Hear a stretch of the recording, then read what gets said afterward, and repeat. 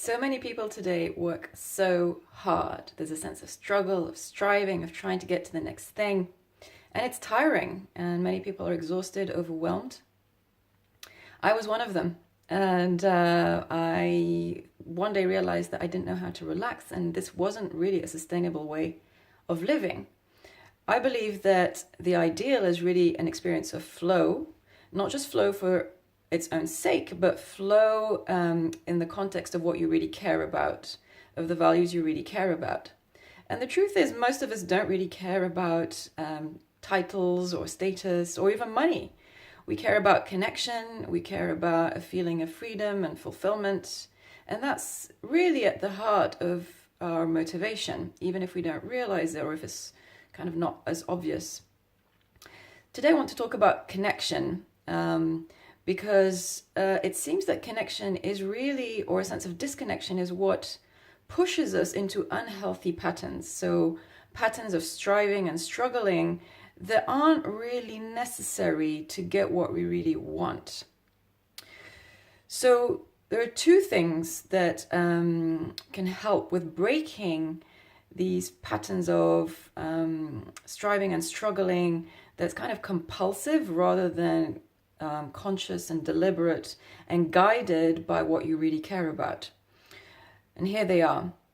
The first thing is awareness.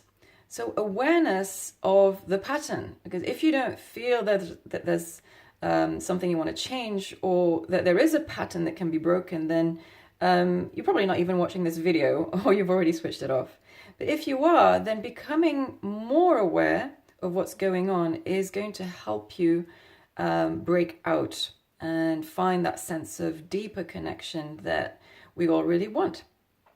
So awareness, and there are three things you can become a little bit more aware of in yourself as you examine the pattern and engage in some self-reflection.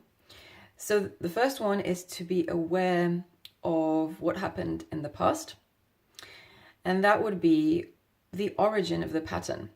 Now, you don't have to spend a long time on this. We're not talking about years of therapy. We're just talking about looking within your data bank of memories, spending some time, maybe on a walk or something, or in conversation with someone even, thinking about where did this come from? When did you decide that struggling and striving was necessary and even a priority?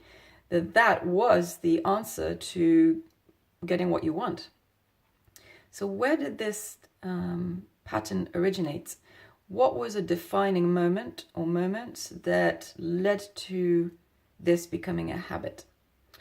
Number two is the present. So looking at today, where are the triggers that push you into the striving and the urgency, this kind of pressure, the sense of tension and pressure that is uncomfortable. It harms your relationships, it harms your health, and that you want to break out of. So what are the triggers? What are you normally doing? Who are you with?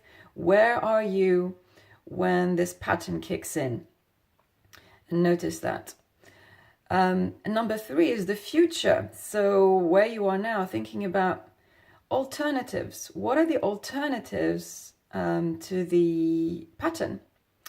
When triggers arise, what can be different options for you to respond to those triggers rather than just going back into the pattern?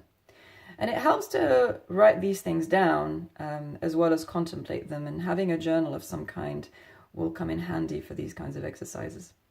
So that was number one, awareness around the pattern. Number two is fostering connection. So it's the antidote to the pattern or the addiction to performance achievements, and in the sense that it's a struggle and it's striving and it's tense rather than a sense of flow. So foster connection, and it starts with yourself. So Tony Robbins, who's a well-known transformational coach, talks about three keys really to shift your state from, let's say, one of disconnection and then the urgency and the striving to one of connection. And that would be either to start with the body, as in changing your posture, being mindful of what your posture is like. Is it one that's conducive to stress or one that helps you feel confident and calm? And And the important thing is that you're fostering a sense of self-care and nurturing that therefore calms you. Number 2 is language. So watching out for how you're speaking to yourself or about other people. So being very careful of the words you use, the tone you use, making sure that you're fostering a sense of soothing and calming, rather than a sense of separation and stress, survival, tension. And you'd be amazed how changing a few words in your language can have a huge impact on how you feel. And finally is your focus. And this is either you're very good at controlling your focus, or you practice mindfulness to strengthen your ability to guide and your focus and choose what you focus on, what you put your attention on. And obviously here the idea is that you put attention on things that help you feel good, that help you feel positive, that help you feel calm, and shift away from the things that are triggering you into a sense of striving and urgency, and disconnecting you from a sense of inner safety and calm. So those are the 2 things I wanted to share with you today. I really want you to believe and know that it is not necessary to be constantly struggling and striving to have what you want in your life. Just accepting that there is another way if you're feeling very stressed or tensed or overwhelmed is a great starting point.